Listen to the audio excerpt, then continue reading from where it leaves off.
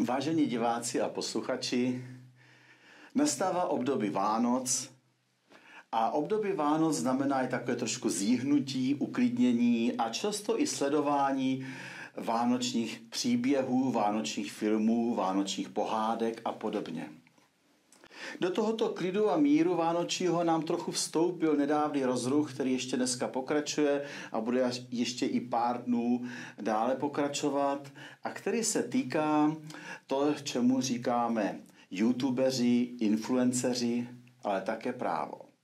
Proto budeme chvíli hovořit o youtuberech, influencerech a právu. A v podstatě to má trošku vánoční nádech, můžeme říci. Na Facebooku se objevila taková koláž dvou mladých dívek s podtextem "Prý má neregistrovaný YouTube kanál". Docela mě to velmi zaujalo. Zaujalo to nejenom mne, zaujalo to i ministra kultury, nemyslím nutně tento obrázek, ministra kultury, Radu pro rozhlasové a televizní vysílání, poslance, senátory a spoustu dalších lidí. Najednou jsme se tak nějak trošku probudili a začali spoustu věcí řešit. Zrovna v tom předvánočním čase. Vychází to z tiskové zprávy Rady pro rozhlasové a televizní vysílání, což je orgán veřejné moci, je to správní úřad, taky možná trošku atypický, že rozhoduje sborově, ve sboru. A to je vlastně vnitrostátní regulátor, takové trošku škaredé slovo, který se týká nejen rozhlasového televizního vysílání, jak to historicky vzniklo, ale i dalších věcí. A to je teď, o čem tady budeme hovořit, o těch dalších věcech. Ta tisková zpráva tohoto orgánu je z 21. listopadu 2024, podepsaná předsedou rady a je to takové prostě obecné upozornění, že i tvůrci audiovizuálního mediálního obsahu, který sdílejí jako různí vlogeři, od slova bloger, tak video, bloger, vlogeři, influenceři a tak dál, na platformách typu Instagram, Facebook, TikTok a tak dál, mohou splnit definiční kritéria audiovizuální mediální služby na vyžádání.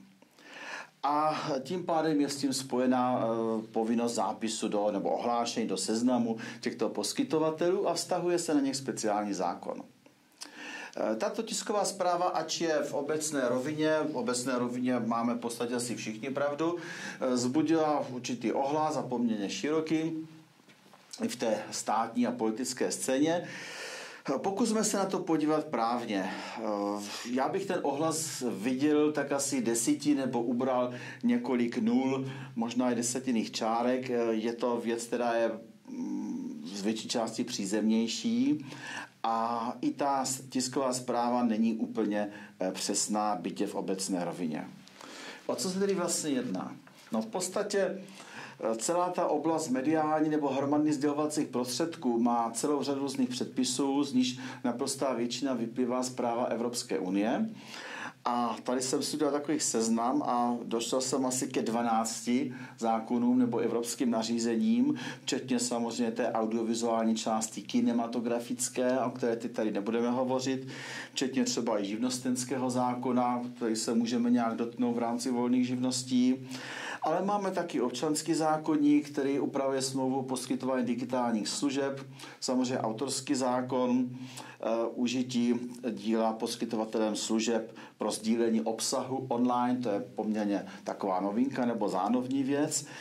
A to jsou otázky soukromoprávní, nebo samozřejmě živnostenský zákon je veřejnoprávní, ale máme také už poměrně relativně starý zákon o rozhlasovém a televizním vysílání.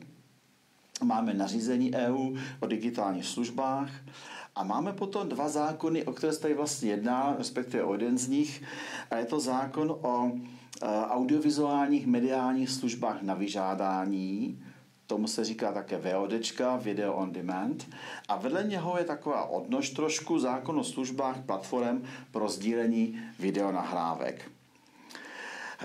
Tak celé to vlastně spočívá v tom, že kromě televizního vysílání toho broadcastingu, TV broadcast opakem je podcast, broadcast jako široké vysílání, široký dopad, podcast ten malý, tak to je úplně v podstatě stará věc a i Evropská úmluva o lidských právech a svobodách umožňuje, aby rozhlasové televizní vysílání podléhalo státnímu povolení.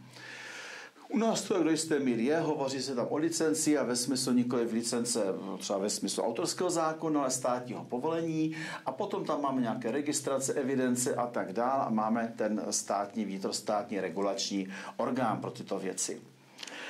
Jenže celá věc je v tom, že se objevila už před časem, není to žádná novinka, Evropská směrnice z roku 2010 a i ta nebyla úplně in, můžeme říct, také přišel s určitým zpožděním, tak vycházíme z toho, že existuje takzvaná nová média. A tady pozor na to slovo médium, že médium se používá různě. Médium může být nějaký prostředník, jakýkoliv, jako teď hovoříme o vyvolávání duchu, hovoříme o vysílání, o určitých obdobách. Já bych se tomu slovu nejradši vyhnul, protože jako médium používáme třeba také paměťovou kartu nebo něco podobného, nosič, jinými slovy prostředník, ale nosič nějakého záznamu. Je to slovo, které je více významové a raději se vyhýbejme cizím slovům, zejména v právním jazyce, kdy můžeme použít český výraz, byť víceslovný, dávno používaný, zavedený hromadné sdělovací prostředky. A to je tedy zkráceně média, pak říkáme mediální právo také. A hromadné sdělovací prostředky, kam spadá samozřejmě tiskový zákon, ve smyslu papírového tisku. Ty hromadné sdělovací prostředky mají ten znak té hromadnosti, mass media. A je to potom jeden ze znaků, který se rozvíjí dál a je to jedna z klíčových odpovědí na to, zda influenceři, různí vlogeři a tak dále spadnou do určitého regulačního režimu a hlavně také, proč by tam vlastně mohli spadat. Já předešlu to, že to není z důvodu nějakých cenzurních, že to ani například rada nemůže udělat, nemůže vyslovit předběžný zákaz, něco jiného vysílání nebo nějakého jiného sdílení, něco jiného je třeba předběžné opatření soudu, ať už ve věci civilní nebo trestní, a to je něco jiného, to se týká jakýchkoliv situací, které nemusí být se sdělovacím prostředky vůbec nic společného. To může být předběžný zákaz třeba uvedení na trh nějakého zboží, bod třeba dokonce, nebo něčeho takového. A tedy celá tato oblast je jistým způsobem regulována, ale velmi mírně, můžeme říci, v tom směru, že je zde zaveden určitý seznam. Ten seznam vyžaduje Evropská unie, to jsme si nevymysleli, že naprostá většina, říká se asi 80% českého zákonodárství vyplývá ze zpráva Evropské unie, nebo dokonce přímo je takto přímo účinné ve smyslu a použitelné ve smyslu nařízení, jako je třeba DSA, nařízení o digitálních službách. Tak můžeme tedy říci, co je vlastně tím důvodem. Ano, určitá evidence, zápis do seznamu, to je vcelku bezbolestný, seznam je veřejný, je tam zapsána celá řada poskytovatelů služeb video on demand, včetně kabelových televizí, které to také spadají, ta technická věc je potom druhá. A vedle toho máme ještě speciálně seznam poskytovatelů služeb těch platform pro sdílení videa na vyžádání, usídlených u nás. Teď hovoříme o české situaci, českém právu, tam je asi jenom 7 zápisů. A kdežto u těch takzvaných VODček je těch zápisů více než 100, výrazně více. Zase ti, kteří jsou usazeni na území České republiky. My se můžeme přijímat třeba americký Netflix a podobně, ale ten tady není usazený. No, a celá ta oblast těch tzv. VODček, video on demand, vznikla přeměnou těch kamenných videopůjčoven, které vznikaly už v 80. letech, u nás tehdy ani tolik ne, spíše až v 90. letech a souběžně s nimi běžely půjčovny CDček, později DVDček, i ty půjčovny CDček měly zvukový záznam, teda myšleno, měly takovou pohnutou právní historii v 90. letech, kdy se jednalo zprvu dokonce o vázanou živnost a byla o tom speciálně ustanovení v autorském zákonu, dokonce i vyhláška určitá honorářová. Oni z toho půjčovného odváděli určitou částku ve prospěch kolektivních správ, co to potom rozdělovali. A najednou konec přišel. který jsem se s tím setkal v rámci své praxe a bylo vyvoláno určité jednání, bylo založeno živnostenské společenstvo, tady těch půjčoven můžeme říci, jednali i v poslanecké sněmovně, jednání bylo i přerušeno kvůli tomu a mezinárodní právo umožňovalo takový dojezd těch zavedených praktik obchodních, které tady byly, ale český stát na to nechtěl jít, protože jeden ze správců řekl ano, dobrá každá licence, druhý řekl, že ne, ujídá to z prodeje. Takže tam byl jeden problém a potom ministerstvo kultury řekl, když to je takhle, tak to prostě nevyužijeme ty možnosti mezinárodního práva a ty půjčovny fakticky zanikly.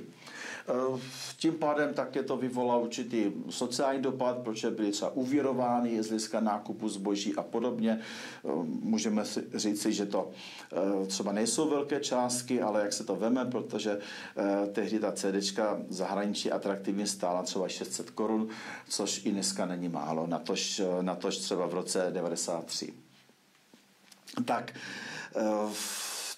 tyto půjčovny, ať už teda pouze zvukových záznamů, tedy, nebo hudebních záznamů většinou, nebo zvukově obrazových, tak ty se potom přesunuli z toho kamenného prostředí na internet. A vznikly takzvané videotéky. Že ono je to v celku zákaznicky jedno, jestli přijdu do obchodu, tam si to vyberu, nebo si to vyberu dálkově prostřednictvím dálkového přístupu z nějaké nabídky, z nějakého katalogu. A pozor, to jsou katalogy tady úplně klíčové. On ten katalog bývá i v té kamenné půjčovně, která může dodnes existovat. Jo? To není vyloučeno, pokud jde o ty DVDčka třeba, ale myslím, že už ji nenajdeme. Ona samozřejmě musí být ještě licencovaná ve smyslu autorského zákona. A i tam to bylo žánrově rozděleno. Tam pohádky, tam filmy, dobrodružné, tam krimi a tak dál. A to je vlastně katalogizace. To je něco jako zaknihování v běžné knihovně, kde knížky jsou rozděleny podle žánru, mohou být podle abecedy třeba, to je jedno, ale žánrově třeba typicky pohádky nebo vánoční příběhy, ať zůstaneme aktuálně, jsou vpravo dole, a na obrazovce to bude také vpravo dole třeba přístupno. A vedle toho tam budou třeba cestopisné filmy. To je katalogizace. No a stalo se to, že tady tyto původem, ty kamenné videopůjčovny v tom hmotném vyjádření toho nosiče určitého, typicky pak toho DVDčka, předtím páskové videokazety, no tak ty přešli tímto způsobem, jak přešli a začali konkurovat televiznímu vysílání. A dneska už jich je tolik, což u té kamenné půjčovny prakticky nebylo možné. Dneska už jich je tolik, že se hovoří o lineárním a nelineárním vysílání. Lineární je to televizní, to TV broadcasting. Rozhlas teď nechme stranou. Ano, to se týká pouze těch případů, kdy je přítomná obrazová složka, obrazová sekvence. Tak nestačí jenom obrázek, který je tam mrtvý, jako pozadí třeba, ale musí být pohyblivý. Musí tam ty movies. Tak tady tyto videotéky online můžeme říci a teď je jedno, jestli je to na základě stažení, streamování, to jsou technikály jenom. To mohou mít nějaký vliv třeba cenový a technicky samozřejmě, co do kvality třeba a tak dále. A to nás teď nezajímá. Ta spotřebitelská složka nás tady nezajímá, jestli to za předplatné, jestli to za jednorázovou platbu, jestli to zdarma a teď nějaký promotion a tak dále, nebo nějaké nepeněžité výhody. To nás teď nezajímá vůbec. Jako. To když tak řeší třeba občanský zákoník a ochrana spotřebitele a tak dále, tyto záležitosti. Takže konkurence tady je a to je vlastně něco, jak se říká TV likeness, tedy podobné tomu televiznímu vysílání, že se to stává určitou povahovou konkurencí a pozor, televizní vysílání nemusí být nutně celostátní. Může být i něco výrazně menšího televizního vysílání, regionální typicky třeba a tak dále. Nebo si vezmeme tu kabelovou televizi, která je třeba v malém městě a je tam pouze třeba 300 přípojek kabelových, tak to je v zásadě zanedbatelná věc toho celostátního hlediska, ale má to určitý režim a ten režim je konkurenční. Nechme teď otázku třeba kvality technickou, nebo nechme otázku obsahovou, jestli je to třeba přitažlivé, méně přitažlivé. Máme i třeba televizní kanály, u nás takový neexistuje ve světě, kde jsou třeba přenosy s projednáváním věcí z parlamentu a tak dál. To je spíš takový dokumentační kanál, můžeme říct si, než něco jiného. Těžko se na to dívat nějak dlouhodobě. A nebo sportovní přenosy, které jedou jeden za druhým, taky se na to asi nedá úplně dlouhodobě třeba koukat. Na petán třeba, nebo na curling, nebo něco takového, jako ty uvozovká statické třeba sporty.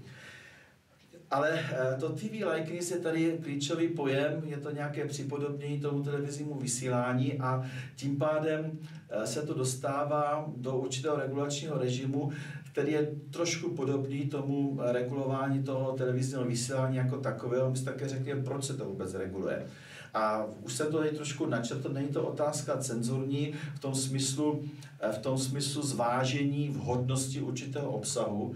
Nemyslím teď obsah, který je zakázaný, kdy se jedná o šíření třeba poplašné zprávy, což je trestný čin typicky, nebo obsah pomlouvačný, což také může být krajem za to trestný čin, nebo přestupek proti občanskému soužití, nebo je to soukromoprávní delikt na ochraně osobnosti, nebo na pověsti právnické osoby. To teď nechme stranou, ale tady jde hlavně o jednu věc, v podstatě o regulaci reklamy a toho velkého masového dopadu toho hromadného sdělovacího prostředku. To je vlastně celá podstata věci, proč nějaké regulaci tady dochází. Ono to je velmi podobné, jako je zákon o regulaci reklamy z roku 1995 v pozdějším znění, který stanoví omezení v podstatě, které se týkají specifického, v zásadě můžeme říci potenciálně nebezpečného zboží. A to se potom přenáší i do toho televizního vysílání nebo do těch audiovizuálních mediálních služeb na vyžádání, jak se tomu říká, popřípadě i do těch platform pro sdílení videonahrávek online nebo do nějakých dalších podobných režimů, protože mají předpokládaný potenciální široký dopad na širokou veřejnost. To znamená, že se musí jednat o ta masová média nebo hromadné sdělovací prostředky. A pak je v celku jedno, jestli je to formou takovou nebo onakou, jestli je to přes přenosové cesty televizního signálu, jestli je to po internetu a tak dál. Ale je tady zdůrazněna ta složka, kde je ta složka obrazová, obvykle teda zvukově obrazová. To znamená, že tady máme to kritérium toho hromadného sdělovacího prostředku a druhé kritérium je, že to má sloužit nějakým hospodářským účelům, hospodářským službám. Český zákon je tady užší oproti směrnici, vztahuje to pouze na podnikání. To z toho vyplývá i se živnostenského oprávnění, byť se jedná o volnou živnost. To je s otazníkem, zda jdeme proti duchu směrnice, zda jsme ji neprovedli prostě jiným způsobem a to teď nechme stranou. A proč tam mohou být samozřejmě činnosti nevýdělečné, které mají taky hospodářský charakter, typicky dotované třeba z veřejných prostředků, kde je plánovaná ztráta. Nikoliv úmysl zisku, ale úmysl ztráty, který je dotovaný z jiných prostředků, ať už teda soukromých, anebo často i veřejných. A to jsou potom nějaké ty komunitní záležitosti třeba a podobně, které mají třeba výslovně upravené i na Slovensku. Takže je tady to hospodářské kritérium a to hospodářské kritérium tady je, protože ten zisk těch youtuberů, influencerů a podobně nebývá většinou z hlediska placených přístupů, samozřejmě to nelze vyloučit, ale bývá spíše nepřímo dosažený z reklam.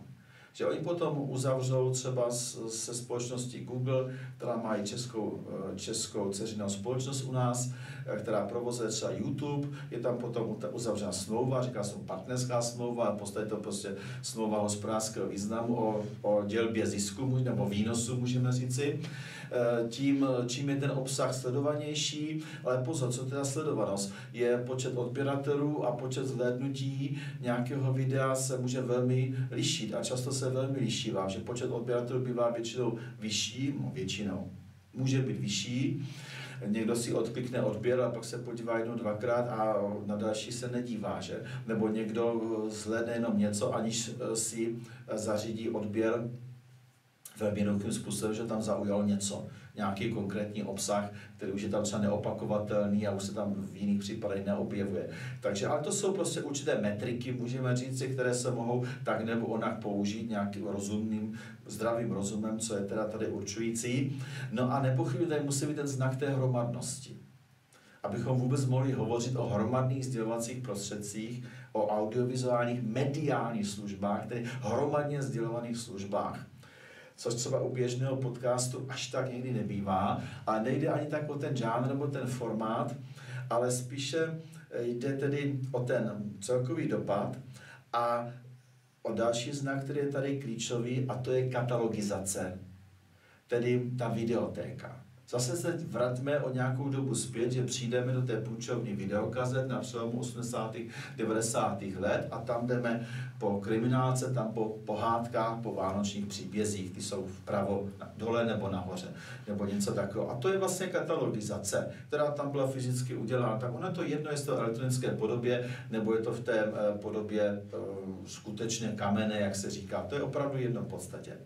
A ta katalogizace vyplývá z redakční odpovědnosti. A to je další klíčové slovo, podstatný pojmový znak, vyplývající ze zákona a potažmo, nebo respektive ještě předtím z evropské směrnice. Protože jak televizní vysílání, ten TV broadcasting, tak i kabelové šíření, tak i třeba takzvaná internetová televize a podobně, tak ty se vyznačují, zejména to klasické televizní vysílání, ten broadcasting se vyznačuje redakční odpovědností. Je redakce profesionální obvykle a ta vybírá pořady, skládá je do toho programu. A ten program je něco podobného, byť je to lineárně za sebou jdoucí, i třeba non-stop 24 hodin denně, anebo 10 hodin denně, to je jedno úplně. A ten program je u těch jiných případech, v těch nových médiích v podstatě stotožněný něco jako ten katalog. Jenže z toho katalogu si já plynule vybírám, z toho vysílání, pokud nemám potom zase další internetové věci, zpoždění, archiv a tak dále, tak tam prostě si nevyberu. Tam, když chci v 8 hodin se podívat na detektivku, tak si musím najít takový televizní kanál, který to v 8 hodin vysílá, tu detektivku. Kdežto pokud si přeskočím na video on demand, tak si vyberu detektivku a pustím si ji v 7:45 nebo v 8 nebo kdykoliv, no každý den v 8, to bych asi se dostal možná do nějaké závislosti, až řekněme, a to je vážná věc a je trošku druhá věc. Takže tady to pojetí TV likeness tady buď je, nebo není. A ono v podstatě řekla správně ta Rada pro rozhlasové televizní vysílání ve své tiskové zprávě, kdy řekla, to se musí posuzovat v jednotlivých případech. A nastal z toho dost velký povyk, protože někteří oslovení, aby se zapsali do toho seznamu, tak prvoplánově, aniž bych to třeba zkoumal až tak úplně podrobně, tak kritéria nesplňují. Zatímco někteří ano. A pak si můžeme říct, jestli takový běžný youtuber, pokud skutečně vezmeme z hlediska té platformy YouTube, to slovo YouTuber trošku aspiruje na zobecnění, na zdruhovění, to jako u Google se stalo, řekněme, vygooglovat a přitom jsem to vyhledával někde úplně přes jiný vyhledávač. Jo. To je potom konec ochrany známek, to je pád a to je obrovský problém. Jako to. Nemusí to být konec, ale to padá cena dolů. Je to zdruhovění, zobecnění. Tak tady to u těch youtuberů taky teda bych řekl hrozí docela. Tak pokud bychom vyšli zrovna z YouTube, tak on tam má možnost uspořádávat playlisty podle toho zákazníka. No a ten playlist je vlastně podobný té videotéce. Ale nemůže to být třeba podcast pouze zvukový, eventuálně s nějakým statickým obrazem, nemohou to být třeba PowerPointy do výuky, no proč by nemohli? No nemohou, protože máme statický obraz. A pokud bychom takto třeba nahrávali přednášky, ať už v běžné škole nebo v nějakém vzdělávání mimo školy, to je úplně jedno tady, tak už by to mohlo mít potom charakter uspořádání podle předmětu, podle obsahu, třeba tam budou z trestního práva, tam budou z občanského práva, tam budou z něčeho jiného, tak to už je katalog. Jo, a jestli to bude profesionálně udělané dobře, nebo to bude takové amatérské, poloamatérské, to je věc spíše potom těch diváků, toho zhlédnutí a eventuálně vstupu do toho takzvaného monetarizačního systému, do toho zpeněžení. Některé ty platformy mají podmínku třeba 50 000 odběratelů, aby se bavili o tom zpeněžení, o tom podílnictví na těch výnosech, že do té doby to pro ně jako, řekněme, nezajímavé v tomto směru. Takže to je prostě další otázka, tady toto kritérium je ten katalog a redakční odpovědnost, která v podstatě svádí u nás do režimu občanského zákoníku, do paragrafu 5 odstavec 1, kde máme odbornou péči.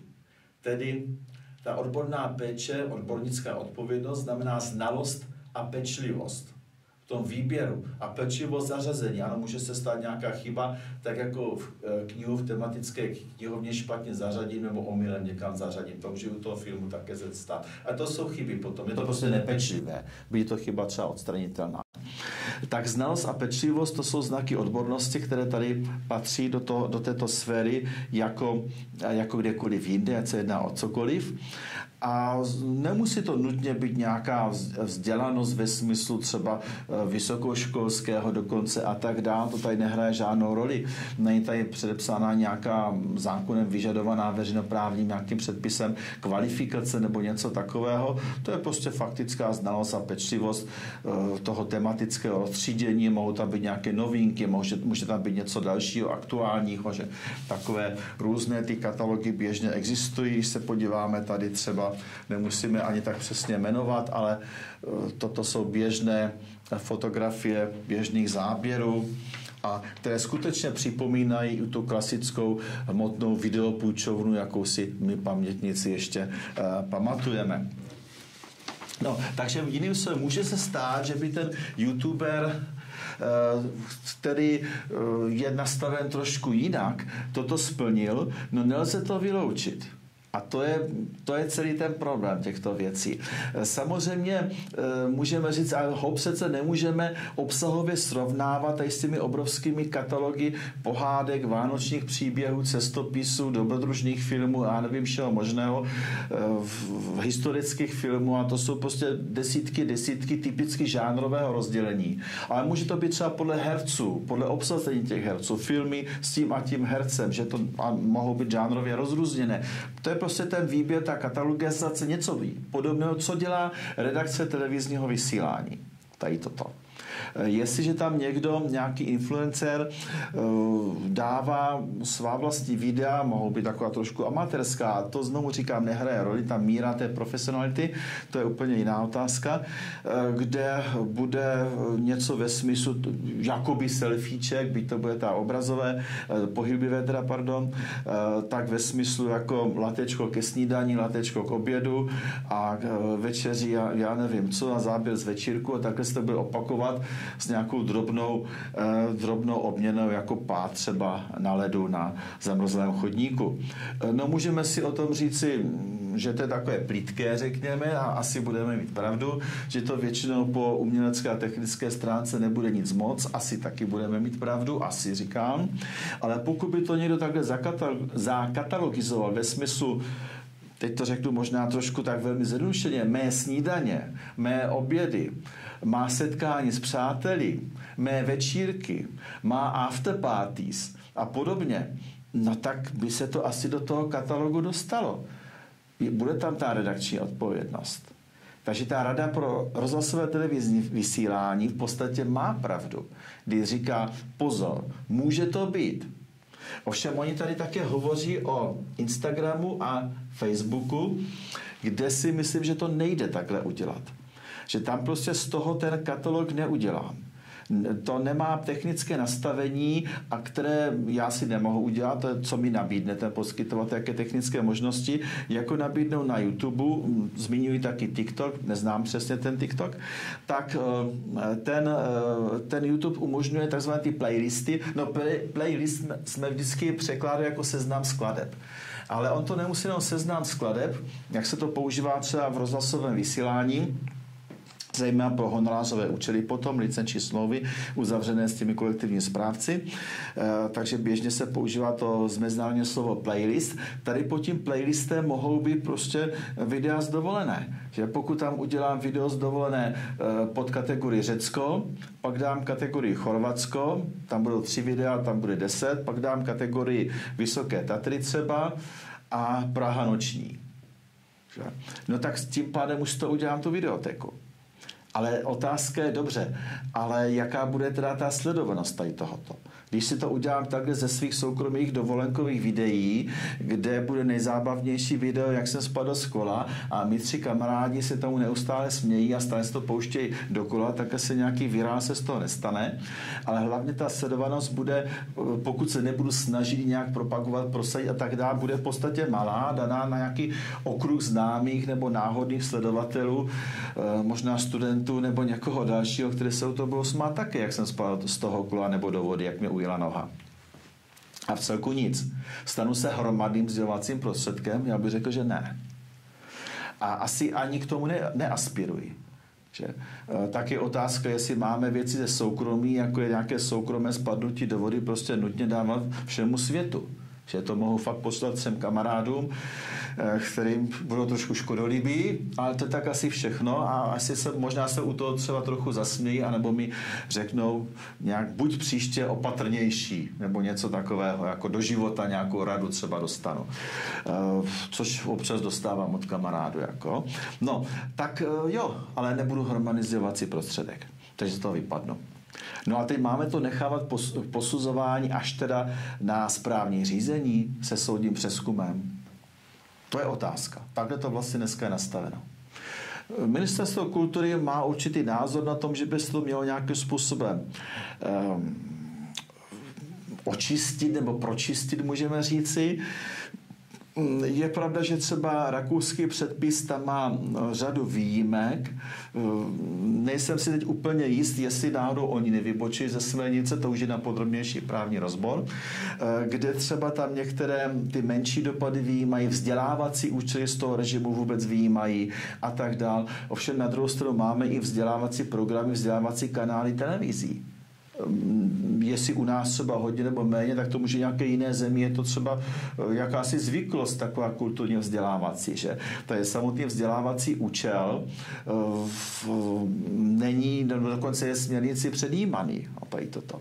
No a abych teda nehovořil už tak úplně dlouho, tak ještě je tady jeden důvod, který k tomu všemu vede. Není to skutečně věc cenzury v tom smyslu, jak to běžně chápeme, která je u nás i ústavně zakázaná, nepřípustná, byla v roce 1968 zrušena, pak to byla pozastavená účinnost, dostalo se jakousi oklikou trošku, ale to zejména v tom předběžném slova smyslu není, je to skutečně otázka regulace reklamy.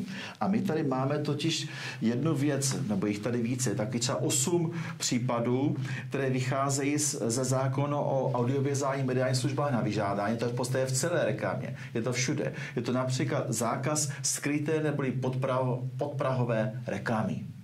A to je určitě na místě. Představme si, že ta podprahová reklama nemusí být pouze na prášky na praní, ale může zasáhnout, potažmo ovlivnit i volby, a to je samozřejmě už potom dalekosáhlá věc, kdy se objevuje podprahové sdělení, běžně nevnímatelné, například volte toho, nebo nevolte toho. A to je vlastně ono. A to se nechce. Když tak, ať je to na plné pecky, řekněme lidově, typicky ve volební kampani a tak dále. Volte toho, nevolte toho a mohou tam být důvody, ale ta podprahovka je prostě manipulativní. To je obrovský problém. A existuje takový jeden u nás známý případ manipulace podprahovou reklamou, ještě to být československá nebo propagandou, nechme teď ty rozdíly, kdy byl velmi oblíbený v 60. 70. letech i později krátkometrážní film, bylo jich několik o takových medvících, postavičkách, pro děti to bylo, potkali se u Kolína a podobně.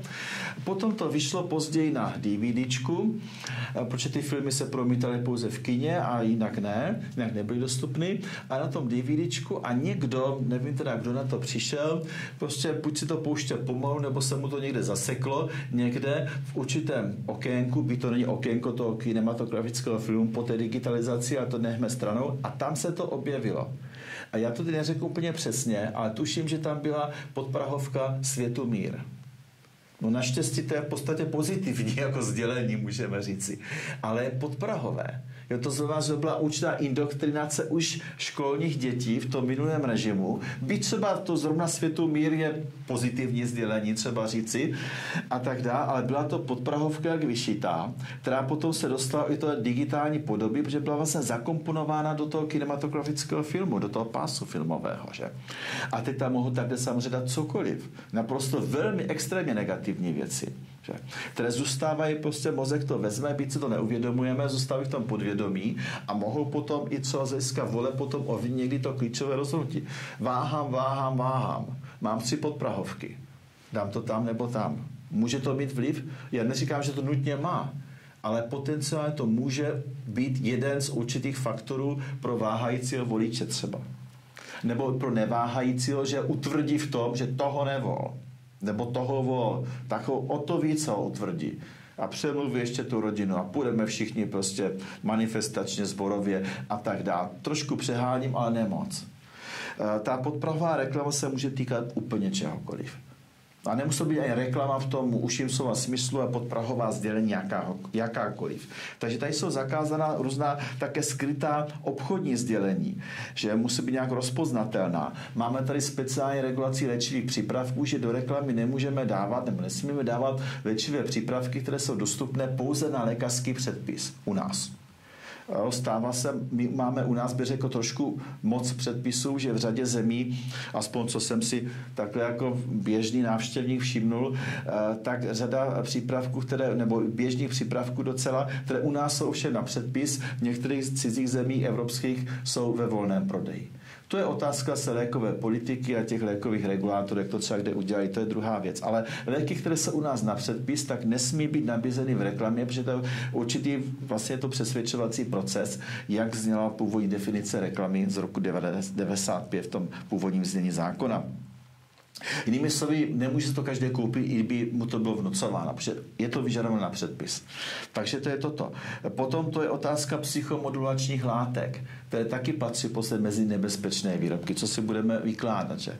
To je v celku jasné. Nebo je to otázka zejména ochrany nezletilých osob, využívání neskušenosti, důvěřivosti, přemlouvání rodičů a tak dále, nebo využití zvláštní důvěry nezletilých dětí ke svým rodičům, učitelům nebo nějakým jiným osobám, zejména nějakým obecně známým, takzvaným celebritám, obecně známým osobám, které požívají ať už důvodně, bezdůvodně nějakou autoritu, nebo jsou obecně známí a tak dále. A to jsou prostě ty věci, které potom cílí na děti. A pak si musíme říct si otázku, a to je vlastně celý důvod, právně politický důvod, proč Evropská unie s tím vůbec takto přišla. Protože ta reklama je takzvaně vlezlá všude, je upravená u bot nebo u nějakého jiného, jakéhokoliv zboží. Samozřejmě zbraně a střelivo jsem nezmiňoval, to je další prostě specifická komodita. A je upravená v televizním vysílání, podobně v rozhlasovém, poměrně přísně. A vlastně podobně se to přetahuje do toho TV like list, do těch podobností z televizí. A to znamená i do tady těchto audiovizuálních hromadně sdělovacích služeb na vyžádání do těch videoték nebo do těch platform pro šíření těch videonahrávek, což je taková odnož určitá, a která se liší, že tam není redakční odpovědnost toho poskytovatele. Tam se to lidi vkládají sami totiž. Jo, to je vlastně celý rozdíl tady v tomto. Jako. Takže byť z toho vznikly nějaká videotéka, obsahově spíš taková obskurnější třeba říci, tak není tam redakční odpovědnost, je tam jenom nějaké systematické třídění, nesystematické třídění, určité chronologické sestavování a tak dál. Vyhledávač není videotékou, to je i v důvodové zprávě k tomu českému zákonu třeba, to nestačí, ale lidé si to vkládají sami. Jo, tady toto. Tak tam není ta redakční odpovědnost a jinak je to v podobném režimu. Takže my si musíme říct, jestli prostě chceme tu reklamu nějakým způsobem omezit u těch vybraných komodit nebo určitých služeb a vybraného dopadu nejen na širokou veřejnost, ale zejména na tu dětskou veřejnost.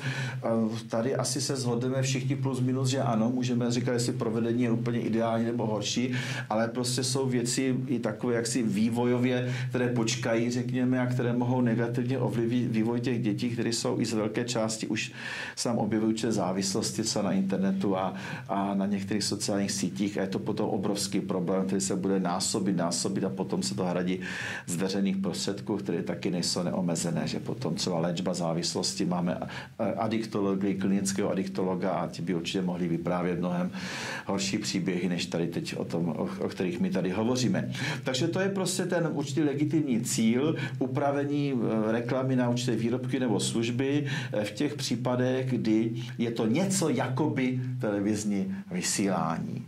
No a pak zůstává na nás, jestli teda ty youtubery, influencery, vlogery do toho vložíme, o tom my nerozhodujeme a jak oni sami se k tomu postaví, v celku jednoduše se to mohou vyhnout, jo, bez teda té katalogizace, jakmile ji budou dělat, má latečka v Řecku, má latečka v Itálii, tak holt k tomu katalogu, byť asi o 2 položkách by to nebylo to pravé, ale tak můžeme těch položek tam mít třeba 20, reálně 30, 40, 50 najednou, tak do toho z největší pravděpodobností spadnou, pokud budou tam mít ještě ten rys té masovosti a té redakční odpovědnosti.